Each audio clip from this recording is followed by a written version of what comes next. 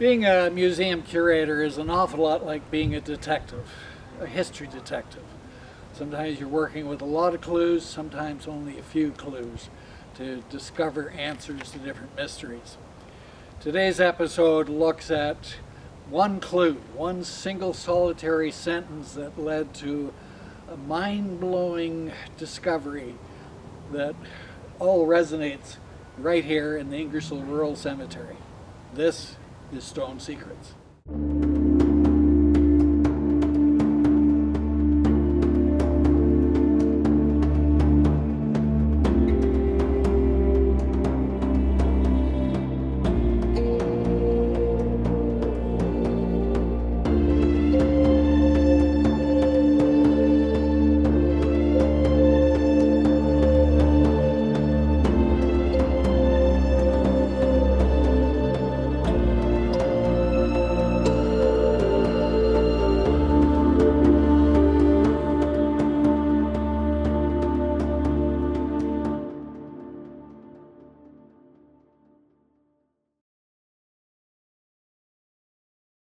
This episode of Stone Secrets was inspired by one single sentence that appeared in the 1918 yearbook for Ingersoll Collegiate Institute, the forerunner of IDCI, where it says, one of our alumni, Dr. Walter Bloor, is now head of the biochemistry department at the University in California, Berkeley.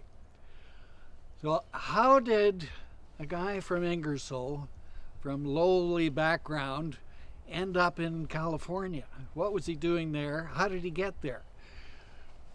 We started digging into the Bloor story. We discovered that much of the whole story can be told with this one stone, the family burial plot. Walter's grandfather was Charles Bloor. Charles came from England and established a very successful shoe and boot store here in Ingersoll, dabbled in groceries as well, but mostly focusing on shoemaking. He and his wife Anne raised a family of 4 children, and one of those sons was George.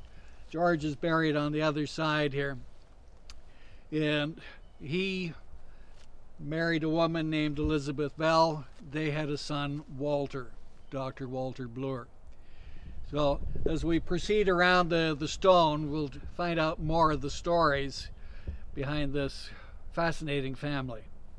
In 1877, his father, George, was working as a cheesemaker. Seems fitting that the Ingersoll Cheese Museum is telling this story. George later operated a successful teamster business, providing horse and wagons as delivery drays and service to other businesses. They were located on King Street West. George had married Elizabeth Bell in 1874. The fascinating thing is that people traveled. We don't often think about it, but when you start to study the records, you realize that people were not just stuck in one small area their entire life. Sometimes they traveled great distances.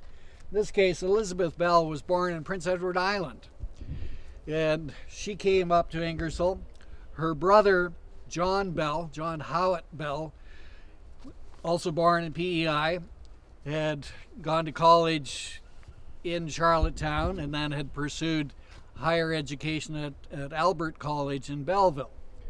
Well, John Howat Bell wanted to become a lawyer.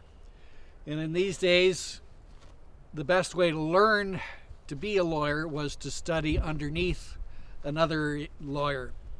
And so John Bell came to Ingersoll and practiced with a local Ingersoll lawyer, and then graduated, called to the bar in 1874, the same year that Elizabeth was married to George. John Bell then practiced law in Ottawa, then moved to Manitoba, and then came back to Prince Edward Island, became involved in politics on the island in the 1880s, and eventually rose to the position of Premier of the province of Prince Edward Island in 1919. George and Elizabeth, besides having a son Walter, had a daughter Yvette, or Minette, Minnie. And she had married and moved out to British Columbia. Tragic story behind her life was that to celebrate her birthday, she and her husband went for a boat cruise. They boarded the steamship Chesalake and were sailing up the inner channel along the west coast. High winds came into factor the voyage of the vessel that day, so they pulled into a port on Vancouver Island. But the waves were such that as they put a gangplank out to the pier to offload all of the passengers, the boat began to tilt, and to the point where Minnie was sucked under and drowned. Terrible way to celebrate your 34th birthday. So her body was brought back to Ingersoll to be laid to rest here with her grandparents. So our main story, though, focuses around Walter Bloor. Walter, born 1877, attended Ingersoll Collegiate Institute here, taught for a short period of time at the Red Brick Schoolhouse on Culloden Road. This would be SS number 3, Durham Township. Then he pursued higher education, went to Queen's University, got his degree in science there. Then went off to Washington State University, practiced there, taught there for a while. That's where he met his wife, Cleo Holt. They were married in 1904 and had the following year had twins, a son and a daughter. Coming back to eastern United States, they came into Ingersoll and spent a few months with Walter's parents, George and Elizabeth. Tragically, their one-year-old son, John, died from paralysis due to diphtheria. So he's buried here as well. The twin daughter, Norma, lived to be 98. But they went from Ingersoll to Harvard. He got his degree, his master's, and then later his PhD at Harvard, and then was subsequently found work at University of California in Berkeley, where he was head of the biochemistry department for a number of years.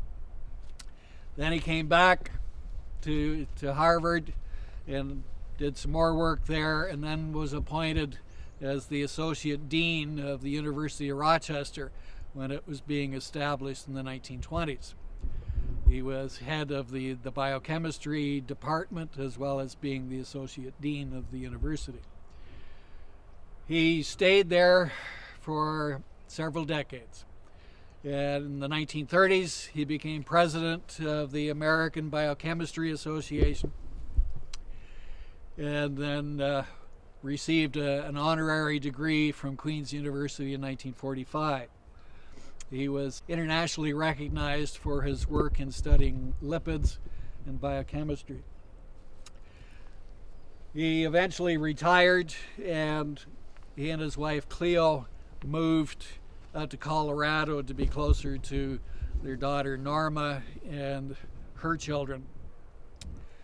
Walter passed away there in 1966, and his ashes were brought home to Ingersoll to be interred here with the rest of the family. The final member, Cleo Holt, was living in Washington State when she met Walter.